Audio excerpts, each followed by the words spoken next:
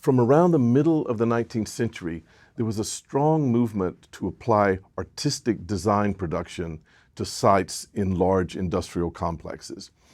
This trend was motivated, on the one hand, by this advent of new materials, but then on the other hand, by a desire to integrate the factory complexes into a landscape, or even in some cases into an urban site with some sensitivity. It was also developed as a trend because of the increasing importance that companies paid to the desire for a distinct image for their corporation. So architecture, beginning around the end of the 19th century and intensifying in the 20th century, began to be used for commercial purposes. Scholars largely agree that it was the turbine factory for the Allgemeine Elektrizitätsgesellschaft, or General Electric Company in Germany, whose headquarters were on a prominent urban site in Berlin, that is the seminal example of architecture entering into this commercial representation and at the same time wanting to use these new materials of steel and glass, but insisting that these materials be brought into a sort of artistic expression that would be adequate for this corporation. The architect Peter Behrens in 1907 was appointed artistic director responsible for creating an entire image system or branding package for this international company. He designed the trademark. He was responsible for all the printed matter, as well as the design, at least the aesthetic sort of styling, if not the technical design, of a full range of household appliances like fans and heaters and lamps. He was responsible for all the retail installations, and he even designed some staff clubhouses, as well as all the buildings of the factory. Now, it's important to remember that factories at this time still were not considered sort of architecture with a capital A. Factories had started to use these new materials of steel and glass, especially to span large areas where equipment could be manufactured and stored. But the factory made of glass and steel was regarded as a very perfunctory building type. It was Behrens' charge to bring that building type, that kind of industrial, functional building type, into the status of architecture as an art. Behrens was absolutely clear about his ambition to raise the factory architecture to the status of serious, profound architecture. The architecture that he desired, he himself called industrial neoclassicism. It's a kind of reduced, abstracted classicism that would be that would also be a new German architecture. This last point is important because it expresses a desire not only to represent the economic status and economic importance of the company, but it was also an understanding of the company's role as a primary force in the creation of state identity and even in social change. In order to conceptualize this representational role that this new architecture would play, which would be on the one hand representing the commercial power of these great corporations, these energy-producing corporations, but also to even participate in creating a larger national identity.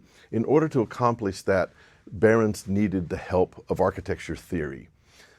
The theory that he turned to first was his own version of Hegel's theory, which we've seen earlier in the beginning of this course, that has to do with the way architecture appears in history as a representation of a sort of cultural ethos, and that representational role or representational vocation of architecture has to move and change through time as culture itself changes or as history itself moves forward. For example, in Greek times, we know that the temple is the primary architectural paradigm. The temple for Behrens was the exquisite representation of the ethos of democracy, of intellectual life in the polis, in the Greek polis. Then we move into medieval times. There is the Christian church that is the dominant authority, that is the dominant power, and the architecture is the cathedral. The architectural paradigm is the cathedral that adequately represents that ethos. With the secularization in the Renaissance, but also the move in power a little bit away from the church and toward the aristocracy, then the palazzo becomes the architectural type to represent that emerging and developing aristocracy. So with this kind of Hegelian understanding of this teleological development of architecture in relation to a social ethos or a kind of cultural ethos, he looked at his own time.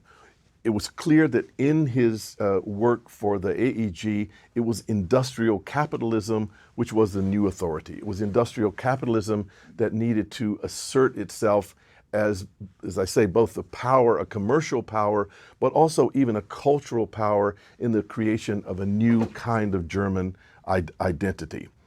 What was then the architectural paradigm that would be adequate to this new ethos?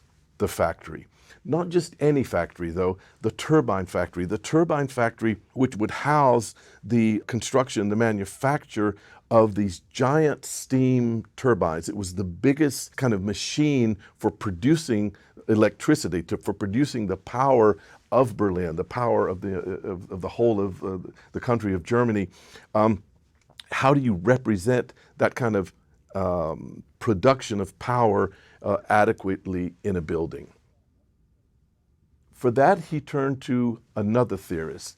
The second theorist that Behrens turned to was the architect and historian Gottfried Semper.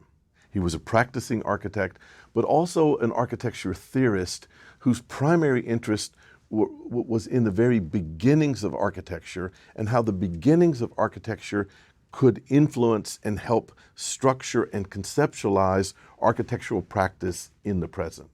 To study those beginnings, he visited the exhibition of 1851 in London, housed by the Crystal Palace. There, in one of the exhibitions, he saw a full-scale replica of a primitive hut from the Caribbean islands. And the sort of empirical fact of this primordial shelter exhibited in what at the time was the most advanced building in the sense of new materials and industrialized production of the architectural elements, the contrast of the most advanced and the most primitive sort of prompted Semper to sort of turn to a kind of materialist but also anthropological model of architecture's beginnings and a kind of model of how architecture could move from those beginnings to the present. The way he did this was to reduce the building down to 4 elements. But each of those 4 sort of formal architectural elements. But each of those elements would also have associated with it a technique, a means of production, a certain kind of material, but also a certain technical skill that manipulates and forms that material. The first element, and he considered it first a social or cultural element, which is fire, is the beginning, he thought, of society itself. It's fire that provides both the formal centering device, but also the warmth, the protection that the group can then gather around and form itself as a tribe, as a group, as a community. But the fire needs the help of architecture. In order that the fire can be lifted up off the damp earth, lifted up into the sort of vicinity of the group gathered around the fire, another material and another form is required. Something like a bowl or a pot or a hearth that contains the fire, and that container would therefore require the technique of ceramics, or perhaps later in history, it would require the techniques of metallurgy. Now, to hold that pot, that ceramic or metal pot off the earth, some kind of base is required. And Semper theorized that the base would be made of masonry, that the technique associated with the base that raises up the hearth would be masonry. Masonry has an inherent weight, a kind of inherent attachment to the earth, because the bricks themselves are made out of the earth, but they also bear on the earth with the compressive forces. Bricks are blocks that have to be put in a row and stacked, and that cutting and stacking and the composition of solid crystalline blocks is referred to by the term stereotomy. Stereotomy in German refers to the composition made of building up with blocks, with chunks of materials. It is almost naturally monumental. It's almost naturally, it's also, it obviously deals with compression. It deals with stacking. It's naturally related to the earth because of the weight of the blocks. So stereotomy becomes a kind of automatic way of producing monumentality. But it's also associated with Zimper with this idea of a base.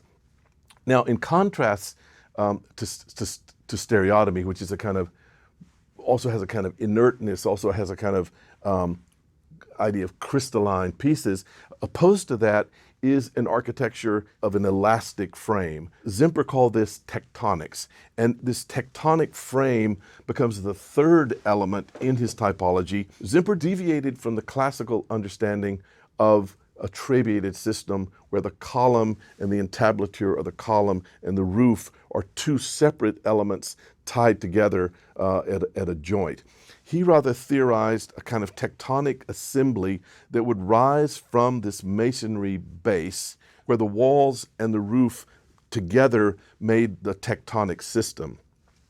The other association or connotation of tectonic is that we're dealing with relatively small elements that can operate not so much in a compressive way, but that have tensile strength. And these individual elements would be connected by a knot or a tying together. So this is what he called the tectonic system. As the craft associated with stereotomy is masonry, the craft associated with tectonics is carpentry. So again, each part of the system has a technique associated with it. Interestingly, too, it was in the knot, the joining together of two pieces of wood with a knot, that Zimper saw the origin of architectural ornament. The joint is the origin of ornament. The final element in his system, the final typology, is then the enclosing membrane that would wrap this tectonic system of walls and roof. Interestingly, again, Zimper didn't imagine the enclosing membrane would be the same as the stereotomic system of masonry. Rather, he imagined that the enclosing membrane was a cloth or a tapestry or some sort of woven material. So the enclosing membrane, no matter how thick it was, it could be thin and porous in some climates, it could be thick and heavy and insulating in other climates, but in either case, it would be associated with weaving. The other interesting thing that Zimper added to this is that he knew that, as he had seen with the primitive hut in the Crystal Palace, he knew that these architectural elements formally would develop over time, but he also knew that materially they would develop over time. So what he theorized was, for example, if you take the woven cladding or the woven membrane, he knew that at some point that would become made of brick.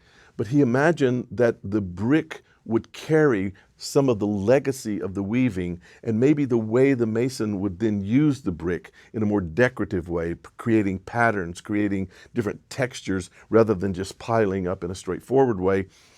The legacy of the decorative surface of the carpet or the mat or the cloth would continue into the masonry, into the new material of masonry. These four elements, the fire, the base, the tectonic system that rests on the base, and the cladding system or the membrane that then keeps out the wind and the rain, were Zimper's four anthropological materialist types that are the very beginning of architecture.